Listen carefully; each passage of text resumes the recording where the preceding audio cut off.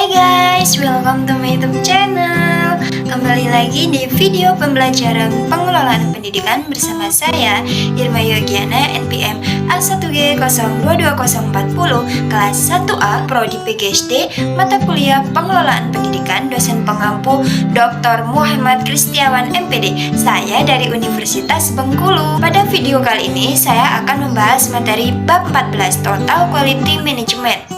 Sebelum kita membahas pengertian dari Total Quality Management, kita harus mengetahui terlebih dahulu konsep dari Total Quality Management.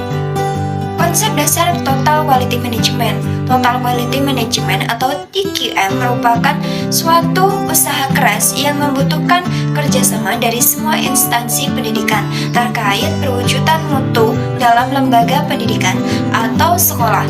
Pada awalnya, Total Quality Management berasal dari dunia bisnis dan diterapkan khusus pada dunia perusahaan saja. Tetapi seiring berjalannya waktu, Total Quality Management juga diterapkan dalam dunia pendidikan atau sekolah. Untuk mewujudkan mutu pendidikan yang tinggi dan unggul, lembaga pendidikan harus menerapkan dan melaksanakan Total Quality Management atau manajemen mutu terpadu. Apa sih yang dimaksud dengan Total Quality Management itu?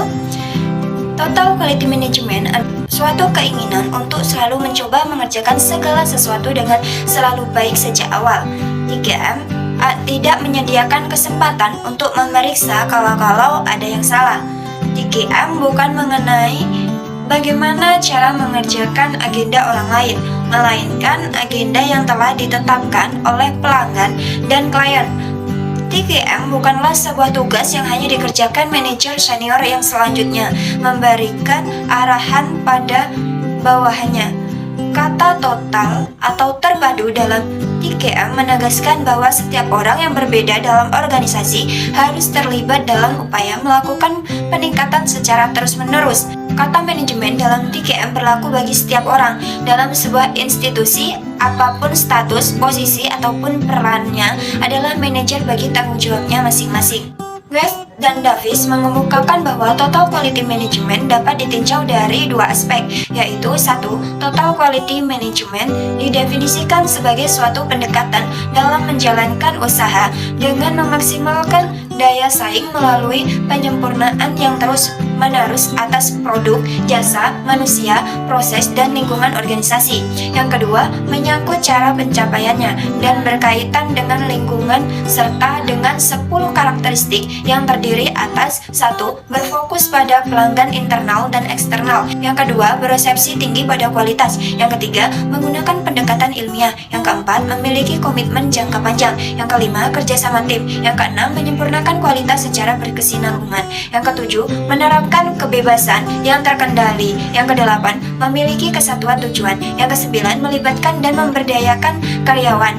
Salah satu konsep dasar Total Quality Management dalam pendidikan adalah konsep tim, artinya para anggota organisasi pendidikan dan satuan pendidikan bekerja sama dalam kelompok-kelompok kecil untuk satu tujuan yang ditetapkan dengan fokus kualitas pelanggan pelajar yang berimplikasi pada kualitas lulusan sebagai produk dari pendidikan.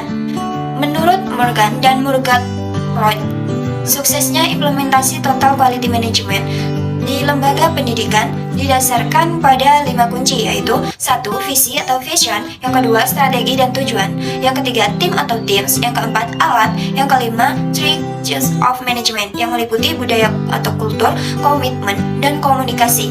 C. Pemikir-pemikir Total Quality Management. Yang pertama, W. Edward Deming 1990-1993. Yang kedua, JM Journal. Yang ketiga, Armand V. Feigenbaum. Yang keempat, Philip B. Crosby. Sukses yang telah diraih oleh para ahli dalam bidang ekonomi tersebut banyak mengilhami para ahli dalam bidang pendidikan untuk menerapkan manajemen mutu berdasarkan konsep-konsep tokoh tersebut walaupun melalui adaptasi teori. D. Implementasi Total Quality Management di lembaga pendidikan. Mutu dapat diukur dari kepuasan pelanggan atau pengguna pendidikan. Beranjak dari hal tersebut, Zahroh, ada beberapa hal yang harus diperhatikan dalam implementasi Total Quality Management dalam lembaga pendidikan, yaitu sebagai berikut. 1. Adanya perbaikan secara terus-menerus atau continuous improvement. Yang kedua, adanya standar mutu. Yang ketiga, adanya perubahan budaya atau kultur. Yang keempat, adanya perubahan organisasi. Yang kelima, adanya usaha untuk mempertahankan hubungan baik dengan pelanggan. Faktor yang mempengaruhi implementasi kurikulum dalam TQM. Yang pertama, leadership. Kepemimpinan adalah kualitas yang harus dimiliki seorang pemimpin dalam kegiatannya, mempengaruhi perilaku orang banyak agar mau bekerja sama dalam mencapai sesuatu tujuan. Yang kedua, rekrutmen dan pelatihan. Staf yang bertugas harus memiliki kompetensi agar dapat melaksanakan tugasnya dengan baik. Kualitas sistem memerlukan rincian pemilihan staf, pelatihan, kompetensi dan motivasi, serta kebijakan untuk pengembangan karir. Yang ketiga, sistem reward. Kebijakan atas kesempatan yang sama perlu juga diiringi dengan sistem reward atau imbalan penghargaan yang dapat menjamin rasa keadilan dan memungkinkan staf merasa aman berkontribusi secara maksimal untuk lembaga. Yang keempat, aturan organisasi. Keberhasilan penerapan TQM dalam lembaga pendidikan lebih banyak disebabkan oleh sistem dan prosedur yang diorganisir dan didesain secara komprehensif dan terintegrasi dalam suatu ketentuan yang disepakati dan dapat dilaksanakan secara konsisten dan terpadu. Yang kelima, budaya kerja setiap orang dalam lembaga bekerja sama dalam mendukung proses transformasi dalam suasana saling menghargai, saling mempercayai, saling pengertian, dan saling membantu untuk mencapai suatu tujuan. Pilar Total Quality Management. Craig dan Crutchfield 1962 mengemukakan bahwa terdapat 5 pilar penting dalam keberhasilan TQM, yaitu organisasi, kepemimpinan, komitmen, proses, dan produk. 5 pilar keberhasilan TQM. 1. Produk. Yang kedua, proses. Yang ketiga, organisasi. Yang keempat, pemimpin. Yang kelima, komitmen. Dalam penjelasannya, Craig 1996 menghubungkan antara pilar-pilar tersebut sebagai berikut. Produk adalah titik sentral untuk tercapainya tujuan dan pencapaian organisasi. Mutu dalam produk tidak akan dihasilkan tanpa pengendalian mutu di dalam proses. Mutu di dalam proses tidak akan terjamin tanpa organisasi yang tepat dan efektif. Organisasi yang tepat dan efektif tidak ada artinya tanpa pemimpin yang memadai. Organisasi yang tepat dan efektif tidak ada artinya tanpa pemimpin yang memadai. Komitmen dan semua komponen organisasi dari bawah ke atas merupakan pilar pendukung bagi semua komponen lainnya. Setiap pilar tergantung pada keempat pilar yang lain, dan kalau salah satu lemah, dengan sendirinya pilar yang lain juga lemah. F. Hambatan implementasi Total Quality Management di lembaga pendidikan. Setidaknya terdapat 2 faktor yang dapat menjelaskan mengapa upaya perbaikan mutu pendidikan selama ini kurang atau tidak berhasil. Menurut Zahroh 2013 antara lain sebagai berikut. 1. Strategi pembangunan lebih bersifat input oriented.